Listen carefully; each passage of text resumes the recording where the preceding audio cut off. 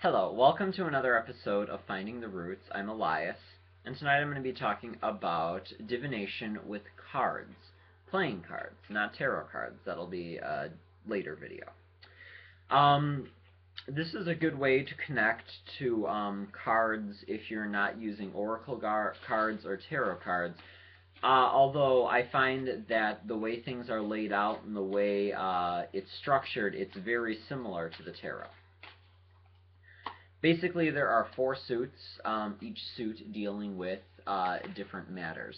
I find the suit of hearts deals with things of the heart, love, emotions, affection. Diamonds dealing with finance, things revolving money, job, work related. I find that spades, I was going to say spears, it deals with things of the mind, it deals with things of thought, it deals with spoken things, and I feel clubs deals with actions. It deals with physical actions, things being done on a physical level, whereas spades is mental, hearts emotional, and diamonds financial. And basically, the ace through 10, I feel all basically represent the same thing in the numerology aspect, only changing it by cards. I'll read through ace through 10 what the meanings I find generally mean, and then I'll give you examples by, translating some of that.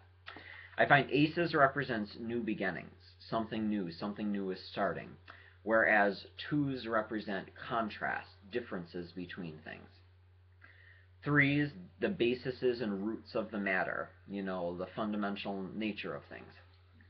Fours represents stability, stabilizing, support. I like to think of 4 legs on a table, 4 legs on a chair, that sort of thing. 5 represents the personal connection. I find that by our 5, or not 5 arms, our arms, our legs, and our head, the 5 extensions, the 5 senses. All things dealing with 5 have a personal and spiritual connotation normally.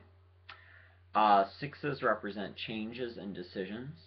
Sevens represent sorting things out. Eights represent balance, conflict, harmony, weaknesses, strengths, that sort of thing. Nines, maturing in awareness, and tens would be the highest or lowest of a situation.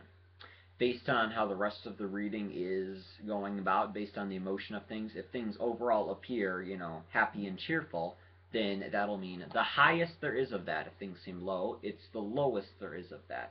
The tens are either the best card you can see or the worst card you can see, because it either means you're all in or you're all out. That's how I've always seen it. Jacks, I always feel, represent a young person, a child, boy or girl, it doesn't matter, just someone who's not yet mature and aware of all there is out there in the world. Queens, I find a woman who is mature, possibly married, not all the time. And the king is normally married, but sometimes, depending on how the reading is playing out, they may or may not be. But the king is also a mature adult or young adult who is very mature in their ways, but a male, opposite of the queen. I find that in the court cards, the jack, queen, and king, the suits represent their general appearance or hair color and features. I find hair color is the easiest way to go. Spades representing black-haired, like dark black hair. Hearts representing blonde, completely blonde. Diamonds representing light hair, like light browns, whites, grays. And then clubs. I call them clovers a lot when we play cards because I'm not that smart when it comes to certain things.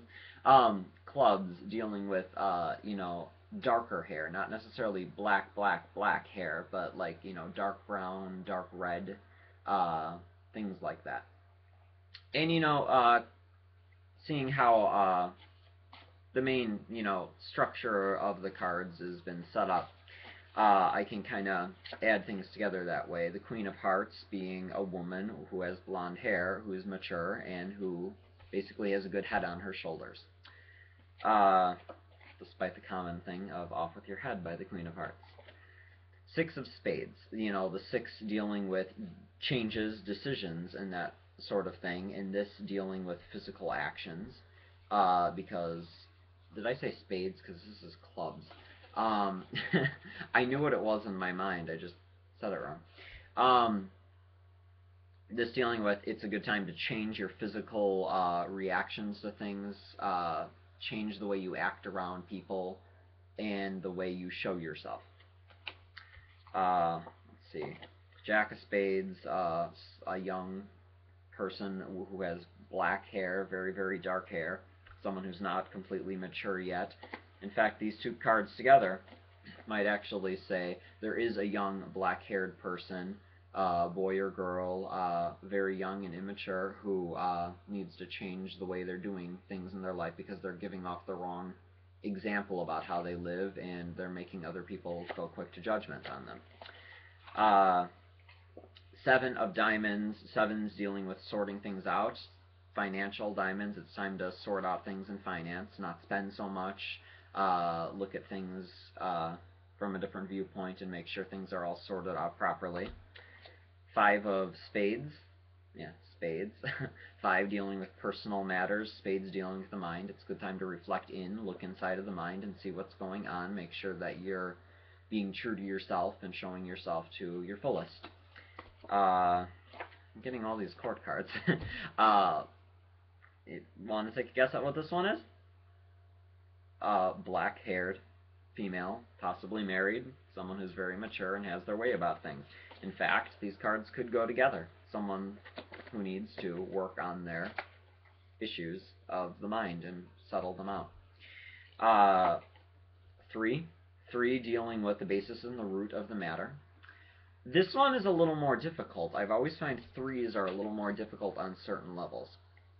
The root of how you act about things, looking deep within yourself and realizing what is the reaction that's making you act the way you do. Is it who you are, or are you being triggered through anger by someone else? This one often helps if it's like with spades, something dealing with the mind, because often reactions that are triggered, the basis of a physical action has to do with something mental. Here's the two of clubs. This deals with contrast. It may show that there is not a lot that you have in common with someone else. These are physical things going on.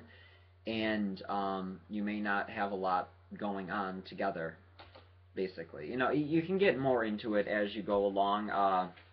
They're pretty straightforward once you get the structure of the things down. I